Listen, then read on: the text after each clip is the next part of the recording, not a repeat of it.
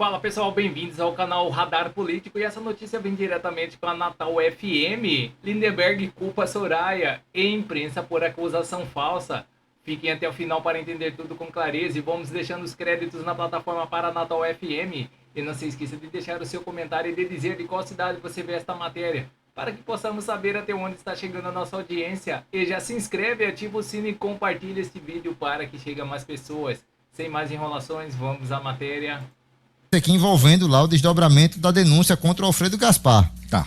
Lindenberg Farias, deputado federal, agora ele, numa entrevista sobre o assunto, meio que jogou a responsabilidade sobre a Soraya Tronic, a senadora que foi parceira dele na denúncia lá naquele episódio, e agora tá tentando tirar o nome dele, Lindenberg, do centro dessa acusação, Gerlane. Meio que jogou, não, jogou, né, Danilo? Totalmente. O deputado federal Lindenberg Farias revelou que a acusação de estupro de vulnerável contra o Alfredo Gaspar teve como uma de suas origens uma conversa com a jornalista Alessandra Medina, da revista Piauí. Segundo o parlamentar, ele soube do caso por meio da senadora Soraya Tronic, que informou que Medina estava apurando o assunto. E disse: eu soube pela Soraya, que disse que uma jornalista chamada Alessandra Medina, do Piauí, estava fazendo uma matéria. Eu conheço a Alessandra Medina, entrei em contato.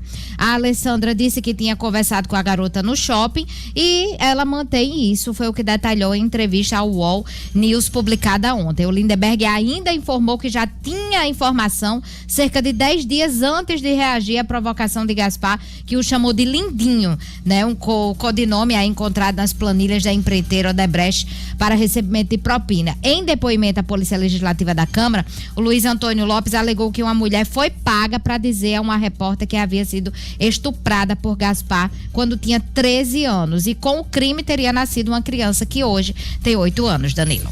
Lamentável. Tudo tá surgindo em torno desse assunto, se torna ainda mais lamentável o episódio, na minha opinião, viu? Agora, a gente vê um deputado, que é deputado federal, foi senador, né, Lindenberg, ele já tá na política lá no Congresso Nacional desde o meio dos anos 90 ali, mais ou menos, né? Alguém que surgiu naquele episódio dos caras pintadas ainda de oposição ao governo Collor. Olha só quantos anos faz que Lindenberg Farias faz parte da vida pública brasileira, né? E aí, a essa altura, como líder do governo atual, ele vai para a imprensa acusar alguém de estupro de vulnerável sem provas nenhuma. Não está acusando de ser incompetente, de ter feito um suposto desvio ali. Está acusando de estupro de vulnerável uma pessoa, né? Sem prova nenhuma. Tá aqui, ele tá admitindo que não tinha prova nessa entrevista, inclusive. Não, eu conversei com uma repórter que não sei quem me indicou. A repórter até hoje não publicou a matéria, né? Pelo menos não tem notícia dessa repórter publicar essa matéria até hoje, dessa suposta denúncia. Joga pra Soraya Tronic, né? A Soraya Tronic que trouxe a versão da repórter, que era parceirona dele ali naquele episódio, inclusive as câmeras pegam eles combinando, né? Como é que iam fazer a divulgação. Enfim, o episódio vergonhoso, na minha opinião, que vai se transformando essa história toda do Lindenberg, da Soraya Tronic, dessa denúncia que vai caminhando para ser uma fraude daquelas vergonhosas da história política brasileira, hein, Ciro? Lindenberg, você está mentindo mais uma vez. Está mentindo mais uma vez. É triste dizer isso, mas é mais uma mentira. Eu lembro como foi que aconteceu a situação. O Lindenberg, na CPMI do INSS, ele não participou. Ele não foi nenhum dia na CPMI do INSS. Se foi 100% apagado. Porque não fez pronunciamento, não falou, não se manifestou, não fez nada. No dia da leitura do relatório do Alfredo Gaspar, como ele sempre faz, Alfredo Gaspar estava fazendo ali uma contextualização, fazendo uma rememoração do que investigou, e já se tinha informação, inclusive, de que ele iria pedir o indiciamento do Lulinha por vários casos, várias citações durante todo o processo da relatoria da CPMI do INSS. E aí o Lindenberg começou descontrolado, começou a reclamar, a gritar, a se manifestar contra o que Alfredo Gaspar estava fazendo, que era uma apresentação já introduzindo as acusações que iriam ser feitas no relatório. E aí Alfredo Gaspar fez: calma, lindinho, isso aqui não é a lista da Odebrecht, não. Aí, ou da Odebrecht ou da OAS, não sei, não lembro, essa parte eu não lembro bem. Mas, e aí Lindinho, que foi o primeiro a acusar, reagiu chamando ele de estuprador. E aí começou a confusão, Alfredo Gaspar respondeu na mesma hora. Ou seja, não teve nada de que o Lindenberg estava lá e foi acusado, foi chamado de lindinho por Alfredo Gaspar, e aí reagiu com essa acusação de estuprador, não. Ele estava lá porque ele queria fazer essa acusação de Alfredo Gaspar estuprador. Estava muito claro. Porque a situação, a base do governo já sabia que Alfredo Gaspar iria pedir o indiciamento de Lulinha. E queria fazer uma notícia mais grave do que essa para tentar abafar. Tanto é que conseguiram. Boa parte dos jornais da imprensa nacional, no dia, destacou o pedido de indiciamento menor do que a acusação de estupro. Acusação que, mais uma vez, está claro, não tem provas, não tem testemunhas, talvez não tenha nem vítima. Porque a mulher mesmo já disse, as envolvidas, que não são vítimas. Não são vítimas. E aí essa situação da jornalista, até minha solidariedade, ela esperar se manifestar publicamente, provavelmente ela vai, a Alessandra Medina, da revista Piauí, a revista Piauí, inclusive, que tem um perfil de fazer matérias disruptivas, né? Matérias polêmicas. E que tem o gosto da esquerda brasileira. E se tivesse qualquer elemento de prova que a respaldasse, ela teria apresentado essa acusação, se tivesse qualquer. Mas nem isso tem.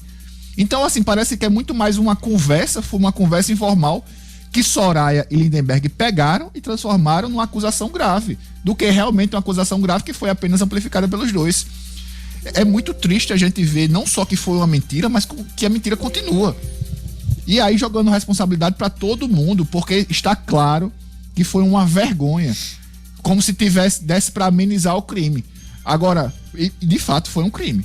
Calúnia, difamação, uma acusação grave, uma das, como você falou aqui, uma das maiores canalices da história política brasileira. Pelo menos da história recente, eu não lembro de nada tão grave quanto isso. E olha que a gente já viu muita coisa, hein? Já viu muita coisa. Na política brasileira. Mas de uma forma tão vil, assim, tão evidente, que desde o primeiro dia estava claro que não se sustentava. Mas a gente ainda queria acreditar que é possível que dois políticos fossem fazer uma acusação tão grave quanto essa, sem ter nenhum elemento de prova. Mas eles surpreenderam a gente. Realmente fizeram. Lamentável, né? A gente já tá chegando no finalzinho do programa aqui, só para completar, né? A turma... E vamos com as notícias no site Diário 360. Governo Trump inclui Brasil em lista de países que ajudariam a China a driblar tarifas americanas. Relatório da Casa Branca coloca Brasil no nível 12 de uma lista com mais de 40 países suspeitos de integrar cadeias de triangulação de produtos chineses para contornar tarifas dos Estados Unidos.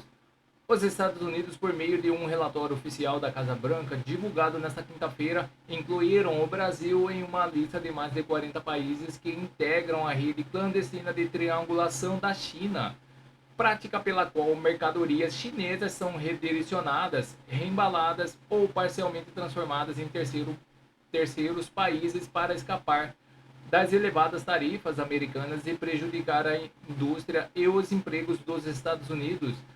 O documento classifica o Brasil no nível 2, ao lado de nações como Indonésia, Malásia, Tailândia, Turquia e Vietnã, por sua significativa integração econômica com cadeias e suprimentos chinesas e por atuar como plataforma regional de produção e logística capaz de facilitar o redirecionamento de produtos e a simulação de origem local, contribuindo para um esquema que, segundo estimativas, movimentou dezenas de bilhões de dólares em bens e privou o Tesouro Americano de receitas tarifárias entre 19 bilhões e 34 bilhões em apenas um ano, reforçando a necessidade de medidas firmes de Washington para proteger sua soberania comercial e combater a invasão ilegal promovida por Pequim.